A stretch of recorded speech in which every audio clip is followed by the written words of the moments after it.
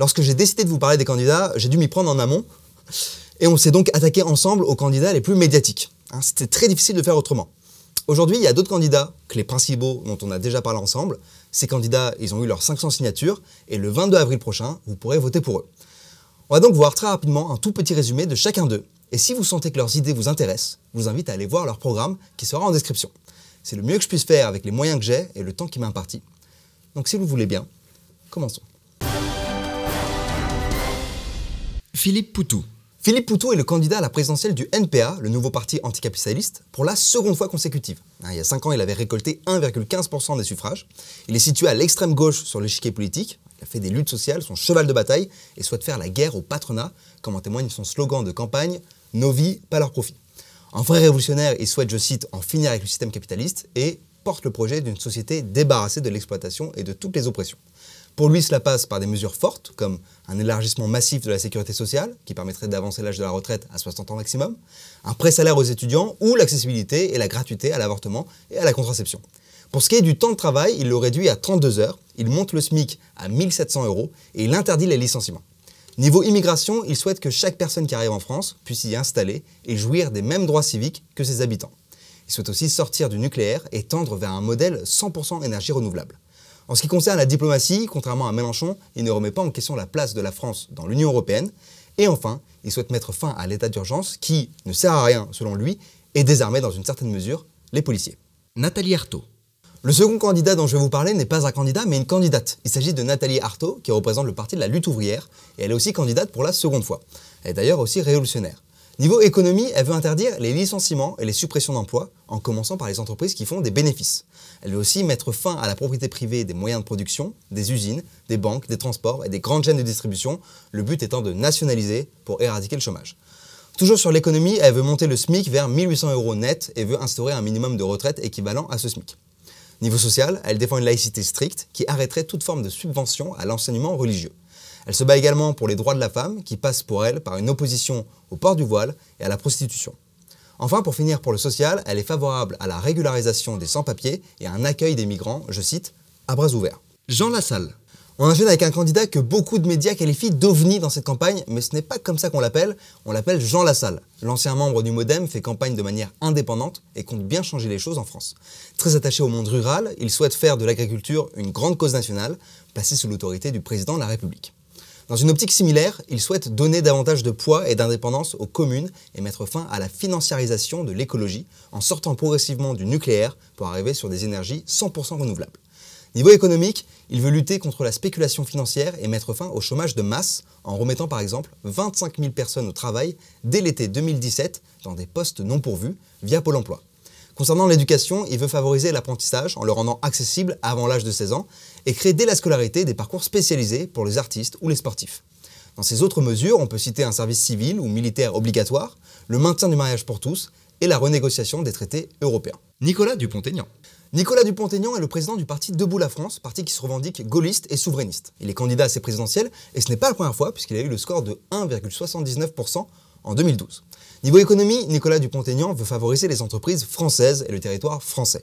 Il propose de réduire de moitié l'impôt sur les bénéfices lorsqu'ils sont réinvestis en France et veut créer un label tricolore pour tous les produits fabriqués en France et qui respectent des normes de qualité sociale et environnementale. Et ceux qui ne respectent pas ces normes, il taxe leur importation. Il veut aussi mettre en place un Buy French Act qui réserverait 3/4 des marchés publics aux entreprises qui produisent en France. Au sujet de l'Europe, on reste dans une logique souverainiste et c'est pourquoi il veut dénoncer les traités européens les plus contraires à l'indépendance de la France et les renégocier. Niveau immigration, Nicolas Dupont-Aignan veut sortir de l'espace Schengen, renforcer les frontières et faire une refonte du droit d'asile. Il veut aussi ajouter 30 000 policiers, faire construire 40 000 places de prison et faire un établissement pénitentiaire éloigné pour avoir des prisons sur des îles françaises, les îles Kerguelen, qui sont au sud de l'océan Indien. Jacques Cheminade. Le vétéran de cette élection, c'est Jacques Cheminade, il a 75 ans et il se présente pour la 3e fois. Alors il espère faire mieux que ses précédents scores, 0,25% en 1995 et 0,23% en 2007. Le point phare du programme de Cheminade, c'est la création d'un nouveau Bretton Woods. Alors, le principe, c'est créer un ordre monétaire international fondé sur le développement mutuel. Alors, cela passe par l'annulation des dettes des États ou la suppression des banques centrales au profit des banques nationales. Dans cette optique, il souhaite faire sortir la France de l'Union européenne et de la zone euro. Et en plus de bâtir un nouvel ordre mondial économique, Cheminade souhaite se retirer de l'OTAN et mettre fin à la France-Afrique, en créant un ministère du co-développement, de la coopération et de l'intégration. Niveau écologique, il ne compte pas mettre fin à l'utilisation nucléaire et c'est lié à l'un des points emblématiques de son programme, la conquête spatiale. Alors dans un premier temps, il souhaite investir massivement pour créer une base sur la Lune avec des centres industriels, scientifiques ainsi qu'un village. Mais tout ça ne servirait selon lui qu'à se rapprocher un peu plus de la conquête de Mars qui reste son véritable objectif.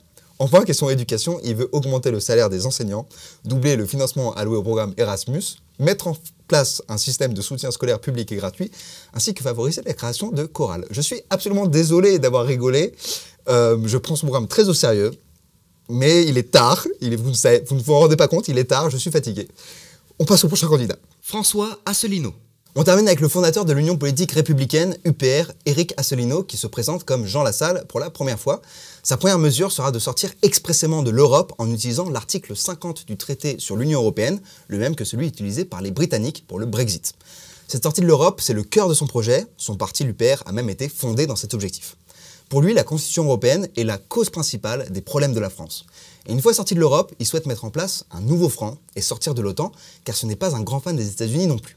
Plusieurs de ses sorties à ce sujet ont d'ailleurs créé la polémique. Je vous laisse regarder par vous-même si ça vous intéresse. Mais comme il s'éloigne de l'Europe et de l'OTAN, il souhaite se rapprocher de la Chine et de la Russie sur l'échiquier mondial.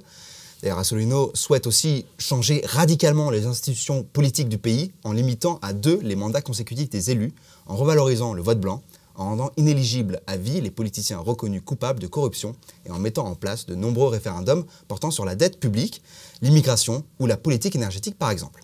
Côté économie, Asselineau veut nationaliser à 100% EDF, GDF, France Télécom et TF1, abroger les lois Macron et El Khomri, verser des allocations chômage aux démissionnaires et revaloriser le SMIC à 1 300 € net.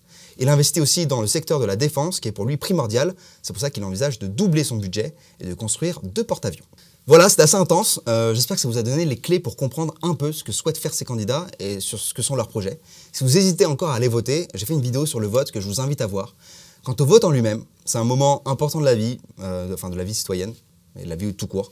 Et donc déjà, appréciez-le, mais surtout préparez-le. Et pour ça, vous avez énormément de ressources sur Internet, mais faites toujours attention aux sources.